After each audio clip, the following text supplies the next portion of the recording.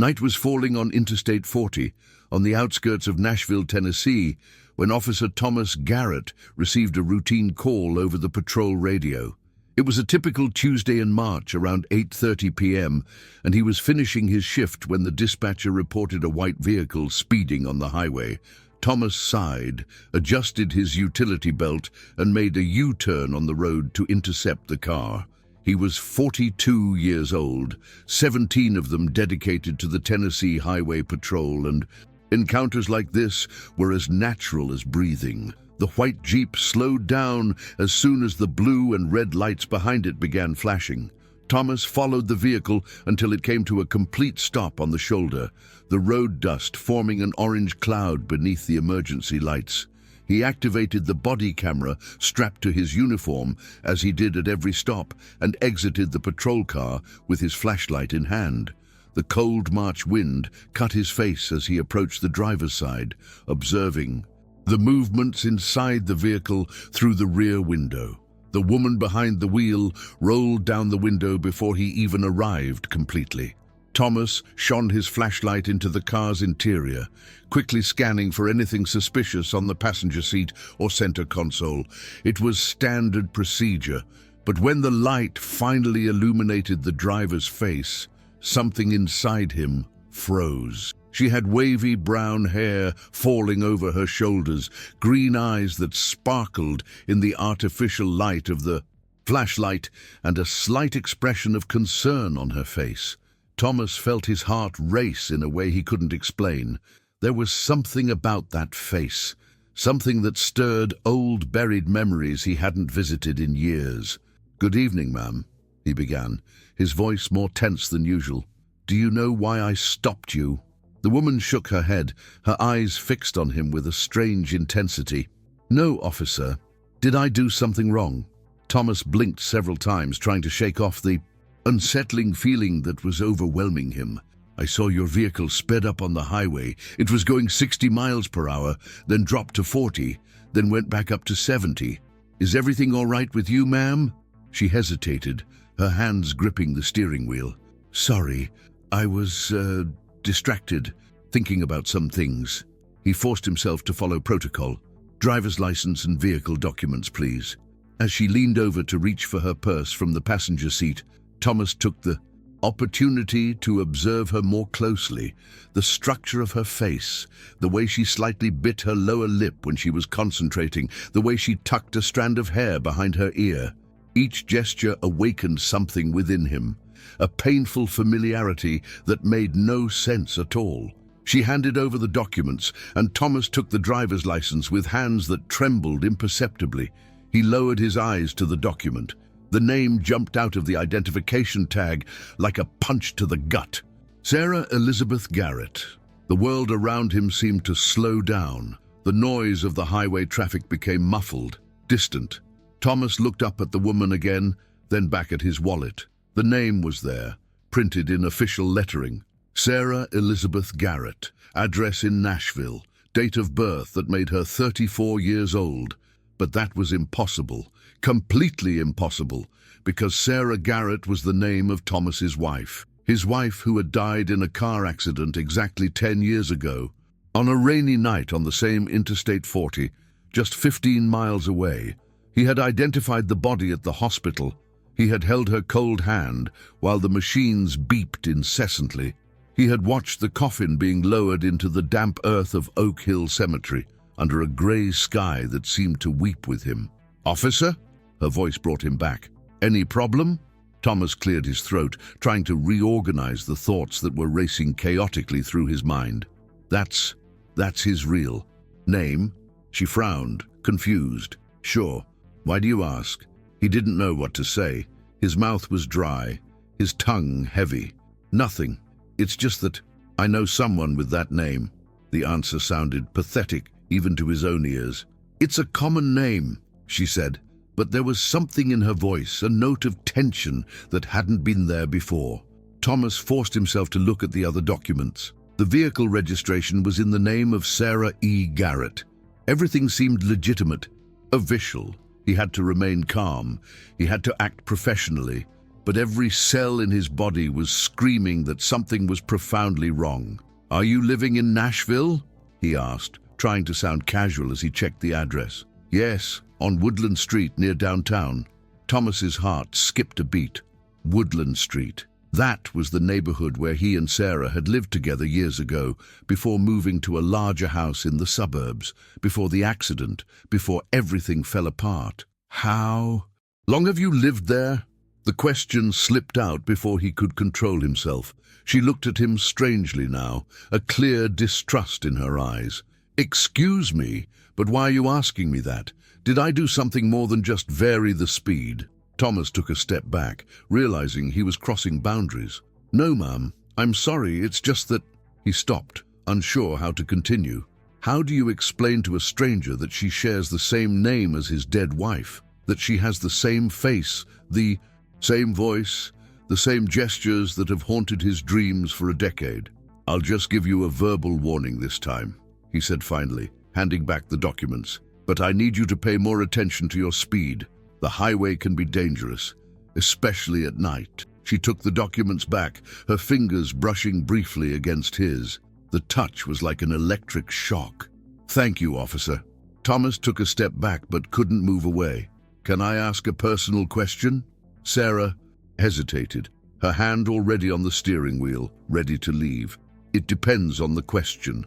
Have you ever been in an accident on Interstate 40? Her face visibly paled, even in the dim light of the highway. Her lips parted, but no sound came out initially. When she finally spoke, her voice was strained, almost a whisper. "How do you know that?" The confirmation hit Thomas like a wave. "When?" 10 years ago, March 2015. She swallowed hard, her eyes shining with sudden emotion. It was terrible. I almost died." Thomas felt the ground disappear beneath his feet. March 2015. The exact date. "But you didn't die," he said, more to himself than to her. "No, but sometimes it feels like I'm dead." She discreetly wiped away a tear that escaped. "I was in a coma for 3 months. When I woke up, I had to relearn how to walk, how to speak properly. I lost many memories from that period of my life. The doctor said it was a miracle that I survived." Thomas leaned against her car, his legs suddenly weak.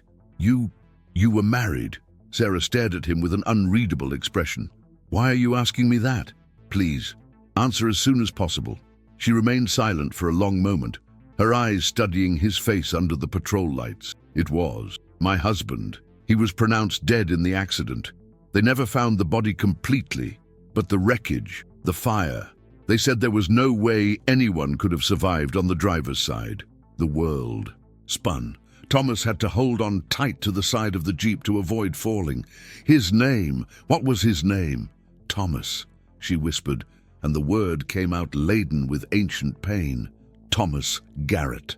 The officer staggered back, his hand instinctively going to the badge on his chest, where his own name was engraved in silver metal. Thomas R. Garrett. The middle initial was different, but the rest— "That doesn't make sense," he murmured, his voice breaking. "It doesn't make any sense at all." Sarah got out of the car now, caution mixed with something that seemed like impossible hope. "What are you saying?" Thomas took off his name tag and held it out to her with trembling hands. She took it, her eyes darting over the name, and then her face contorted in an expression of utter shock. "No," she whispered. No, this can't be happening."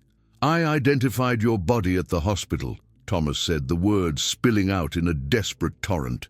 "You had a scar on your right shoulder from when you fell off your bike as a child. A small star tattoo behind your left ear. You were wearing a gold necklace with a heart-shaped pendant that I gave you on our 2nd anniversary." Sarah brought her trembling hand to her right shoulder, then behind her left ear. Her eyes widened. "How do you know?" "Because I am your husband." The statement came out with a certainty that defied all logic. Or was, or I don't know what I am anymore. They stood there on the side of the highway. Traffic, rushing past in gusts of wind and light, two strangers sharing impossible connections to dead people.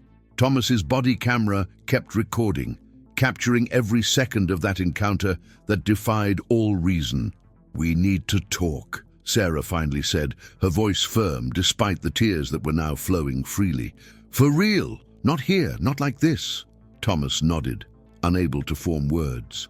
He wrote down her number, she wrote down his, and they arranged to meet the next day at a cafe in downtown Nashville. As she drove away, the white Jeep disappearing into the night, Thomas stood there for long minutes, trying to process the impossible. He returned to the patrol car, turned off the body camera, and simply sat in the dark, his face in his hands. 10 years. 10 years he had lived with the certainty that Sarah was dead, that he had lost her forever on that horrible night. He had gone to therapy, had rebuilt his life piece by piece, had learned to move on, carrying the hole she had left behind. But what? If she wasn't dead? What if it was all a terrible mistake, a case of mistaken identity that no one had corrected? The woman in the morgue had her face disfigured from the accident, her identification documents burned. They had used her own statements, partial dental records, the driver's license found near the body. But what if? Thomas started the car and drove home on autopilot, his mind a whirlwind of unanswered questions. When he arrived at the empty apartment, he called home. He went straight to the bedroom closet and pulled an old box from the most hidden corner. Inside were photos, documents, mementos of a life he had tried to leave behind. He spread the photos out on the bed, his hands trembling as he examined each one. There was Sarah on her wedding day, radiant in her white dress. Sarah laughing on a Hawaiian beach during their honeymoon. Sarah painting the living room of their first house, with paint on her nose and a mischievous smile. And in every photo, from every angle, it was impossible to deny the resemblance to the woman he had just stopped on the highway. But there were differences too. Small, subtle, but present. The Sarah in the photos had a dimple on her left side when she smiled. The woman in the Jeep didn't. The Sarah he knew had a small birthmark on her left wrist. He hadn't seen anything similar to the woman tonight, but he also hadn't specifically looked at it. He didn't sleep that night. He lay in the dark, his eyes fixed on the ceiling, trying to find some rational explanation for what was happening. Twins separated at birth, an impossible coincidence, some kind of elaborate fraud. Nothing made sense. Absolutely nothing. When dawn broke, Thomas called in sick to work. It was the first time in 5 years he'd missed work without a legitimate reason. He spent the morning searching online, looking for cases of mistaken identity, of people declared dead who reappeared, of medical and bureaucratic errors that changed lives forever. He found stories. Not many, but they existed. People who were presumed dead in disasters, only to be found years later with amnesia, living new lives. Misidentifications of bodies that were only discovered when relatives showed up at funerals. Cases of hospitals that mixed up patients in mass accidents. At 3 o'clock in the afternoon, Thomas sat in a corner of the combined cafe, his hands wrapped around a cup of coffee that was already cold. He had arrived an hour early, unable to stay home, unable to do anything but wait. When Sarah entered, he recognized her immediately. She was wearing jeans and a light blue sweater, her hair tied in a simple ponytail. She saw him and hesitated at the door, as if still deciding whether to go in or run away. But then she walked to his desk, determined. "Hi," she said simply, sliding into the opposite chair. "Hey." They remained silent for a moment, just looking at each other. Two strangers who perhaps weren't so strange after all. "I didn't sleep," Sarah admitted. "I stayed up all night trying to understand. I looked up your name online. Thomas R. Garrett, Tennessee Highway Patrol Officer. There are articles about you, commendations, your picture on the department's website." "I did the same," Thomas confessed. "I looked for you, Sarah Elizabeth Garrett. I found a profile on LinkedIn. You work as a freelance graphic designer. You have an online portfolio, photos of you at events, on trips. But nothing from before 2015, she added, because I didn't exist before that. Not in that way. The woman I was died in that accident, even though my body survived. Thomas leaned forward. Tell me what you remember. Of the accident, of what came before. Sarah took a deep breath, her fingers drumming nervously on the table. Everything is fragmented. I remember being in a car. It was raining heavily. There was thunder. I was arguing with someone, yelling, crying. And then lights, very bright, coming from the wrong direction. The sound of metal twisting, pain. And then nothing, just darkness for a very long time. When I woke up in the hospital months later, they told me I was the sole survivor of a horrific accident, that my husband, Thomas, had died, that my entire family was dead, that I had no one. The records, the identifications, everything was destroyed or burned in the accident. All I had was what they were able to reconstruct through hospital records and digital documents. Thomas felt a lump forming in his throat, and you believed him. What else could I do? I didn't remember anything concrete, just flashes, sensations. They showed me photos that were supposedly of my husband, but his face was always distant, out of focus. They said it was because the only photos that survived were old or damaged. Did anyone from your family come to see you? Friends? She shook her head. They said there was no one, that I was an orphan, that Thomas was my only family, and he had died. I spent months in rehab, completely alone, rebuilding a life from scratch with no real memory of who I had been. Thomas felt anger boiling inside him. This makes no sense. If you were my wife, I would have come to you. My friends would have come. Your mother, your brother, they all would have... Are you sure?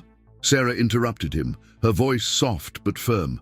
You said you identified my body, that you buried me. Why would you go looking for someone you were sure was dead? The logic was relentless. Thomas leaned back in his chair, feeling the weight of it all. So what happened? How is it possible that two people, both named Thomas and Sarah Garrett, both married to each other, both involved in fatal accidents on the same highway in the same month, are not actually the same person? I don't know, Sarah whispered, but I need to know. I need to understand what happened to me, who I really am. Thomas pulled out his phone and began showing her photos. Photos of his Sarah, the woman he had loved and lost. Is this you? Sarah examined each image carefully, her face tense with concentration. I don't know. It's like looking at a stranger who could be a distant cousin. There's something familiar about it, but I can't say it's me. And this? He showed a specific photo, taken 2 days before the accident. He and Sarah were at a restaurant, celebrating their anniversary. She took the phone from his hands, zooming in on the image. Her fingers trembled. That restaurant. I know that place. You'd think I've been there before. It's Giovanni's on 4th Avenue. I know. She looked up, startled by her own certainty. How do I know? They stayed there for hours. Thomas showing photos, telling stories, and Sarah desperately trying to connect fragmented memories with the past he described. Some details resonated with her, evoking feelings of déjà vu. Others were completely foreign, without any familiarity. I need to take a DNA test, Thomas finally said. It's the only way we'll know for... Sure, Sarah agreed immediately. Yes, do it. But even if the DNA confirms that you are my Sarah, it still doesn't explain the body I identified at the hospital.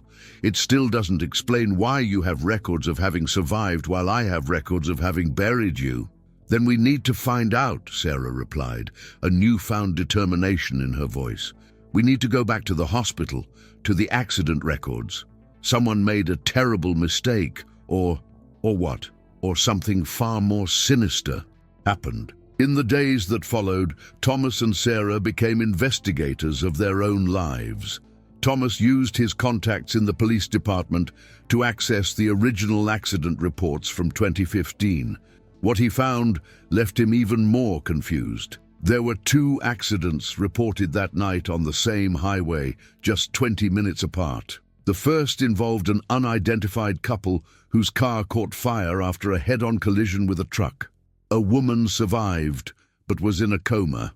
A man was pronounced dead. At the scene, The second accident involved another couple, Thomas and Sarah Garrett, where the woman was pronounced dead at the hospital and the man survived. But upon closer examination of the details, inconsistencies began to appear. Hospital records had identification numbers that didn't match correctly, transfers between hospitals that didn't make logistical sense, documents that appeared to have been altered or filled out retroactively. It's as if someone deliberately confused the two. "Cases," Thomas said, as they examined copies of the report spread out on his living room table. "But why? What could be the motive?" Sarah had her own theory, one that sounded crazy but made disturbing sense. What if it wasn't an accident? What if someone wanted us to disappear, to have our identities scrambled to the point where we couldn't reconstruct who we were? But who would do that? And why? I don't know.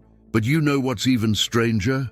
I tried to access my complete medical records from the hospital where I woke up. They said there was a fire in the archives 5 years ago and a lot of things were lost, including my physical medical record. Thomas felt a shiver run down his spine. That's quite a coincidence. The DNA test took 2 weeks to come back. Those were the longest 2 weeks of Thomas's life. He and Sarah met several times during that period, sometimes just to talk, other times to continue investigating. A strange familiarity grew between them, a connection that went beyond reason or logic. When the results finally arrived, Thomas opened them with trembling hands. He read the first line once, then twice, then 3 times, unable to process what he was seeing. DNA match, 99.9%. Probability of relatedness. Spouses with shared genetic lineage. "It's you," he whispered, the paper falling from his hands. "You are my Sarah. You are truly her." Sarah picked up the paper from the floor, her eyes scanning the technical details and percentages. Tears began to fall, staining the paper. "So everything they told me was a lie. I'm not who I thought I was. My entire life for the last 10 years has been built on a false identity."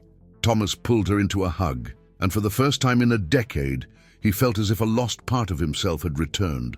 But the relief was short-lived, quickly replaced by a cold, calculated rage.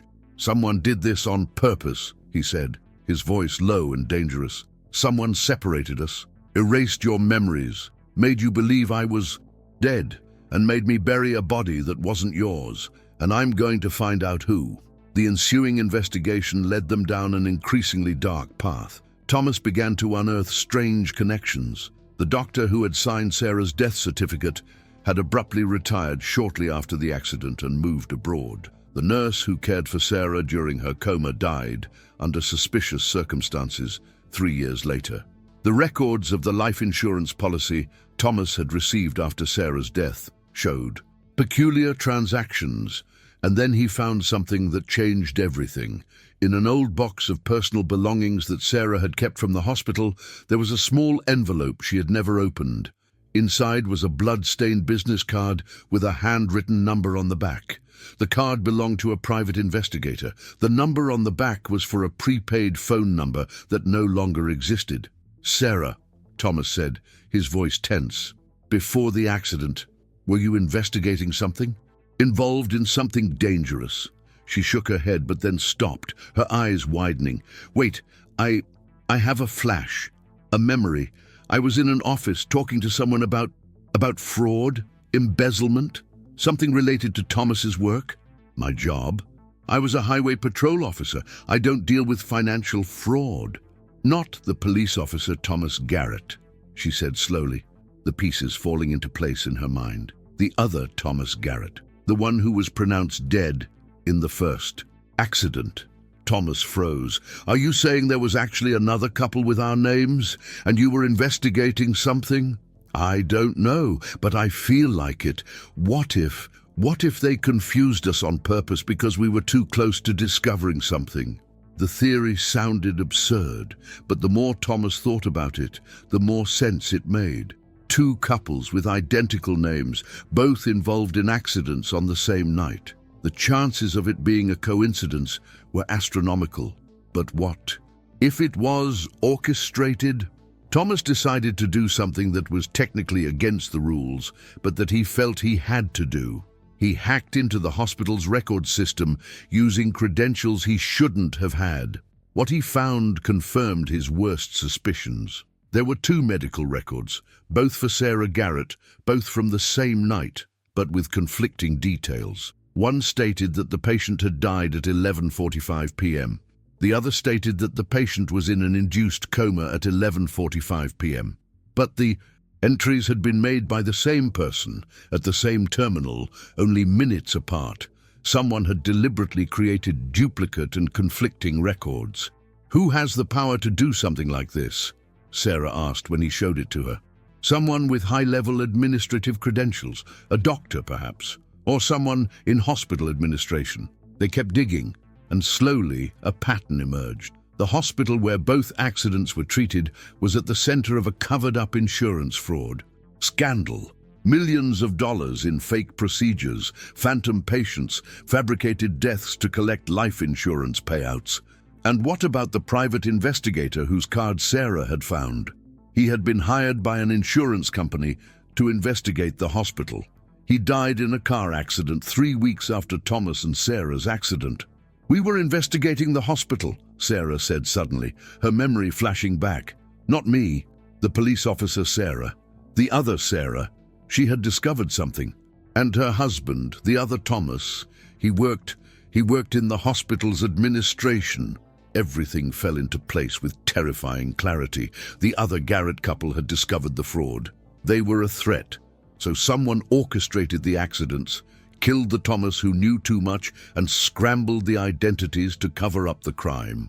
The Sarah who survived was deliberately mistaken for the wrong Sarah. They gave her the identity of the police officer's wife, erased her memories through a prolonged coma and drugs, and released her into the world without anyone who could confirm who she really was. And Thomas, the real police officer, was led to believe his wife had died, burying the wrong woman's body, while his real Sarah lay just a few rooms away, unconscious and being reprogrammed with a new identity. "They used us," Thomas said, his voice thick with a rage he didn't know he was capable of feeling. "They used our names, our identities, to cover up a murder. And it worked for 10 years, Sarah added bitterly. "If you hadn't stopped me that night, we would never have found out." In the months that followed, Thomas and Sarah worked with federal prosecutors to dismantle the scheme. Several hospital administrators were arrested. The fraud network proved to be much larger than they had imagined, involving dozens of people and millions of dollars over the years. The body that Thomas had buried was exhumed and correctly identified as belonging to the real Sarah Garrett, wife of Thomas Garrett, the hospital administrator. Her family, who had been led to believe that she had run away and abandoned them all, finally had a proper funeral. As for Thomas and Sarah, the real ones, they had to rebuild a marriage that had been stolen from them. It wasn't easy. Sarah had a decade of memories with a different identity. Thomas had a decade of grief and new beginnings. They were different people now, shaped by 10 years of living apart. But they tried. They started with cautious meetings in cafes, progressing to dinners, then to weekends together. They relearned each other, discovering that although much had changed, something essential remained. A connection that not even years of forced separation and erased memories could completely destroy. A year after that fateful traffic stop, they remarried. It was a small ceremony, just close friends and family who had supported them throughout the process. When Thomas placed the ring on Sarah's finger for the second time, she cried, but this time they were tears of relief and hope. "Do you think you would have found me?" she asked that night, lying together in the darkness. "If I hadn't passed you on that highway?" Thomas thought about it for a long moment. "I don't know, but maybe it was supposed to happen this way. Maybe the universe has a strange way of correcting mistakes. Or maybe we're just lucky," she replied, snuggling closer to him. "Luck works for me." The body camera footage from that first Stop became a crucial part of the criminal case against those involved in the scheme. It also became a strange and poignant piece of evidence of how destinies can intertwine at the most unexpected moments, of how buried truths can resurface when least expected. Thomas kept a copy of the video, not as evidence, but as a memento. Sometimes, on sleepless nights, he would watch it, seeing the exact moment he realized there was something familiar about that woman in the white Jeep. The moment everything changed. Sarah never recovered all of her memories. Doctors said the trauma and drugs during her coma had caused permanent damage, but she didn't care so much anymore. She had built new memories, she had recovered her true identity, she had found her way back to the person she was truly meant to be. They sold the house where Thomas lived and bought a new one together, in a different neighborhood, far from Nashville and the painful memories. Thomas transferred to another police precinct. Sarah expanded her graphic design business. They adopted a dog, then another. They built a new life from scratch, together. And every time they drove along Interstate 40, on the stretch where it had all happened 10 years before, they held each other's hands, a little tighter, grateful for the impossible second chance that fate had given them.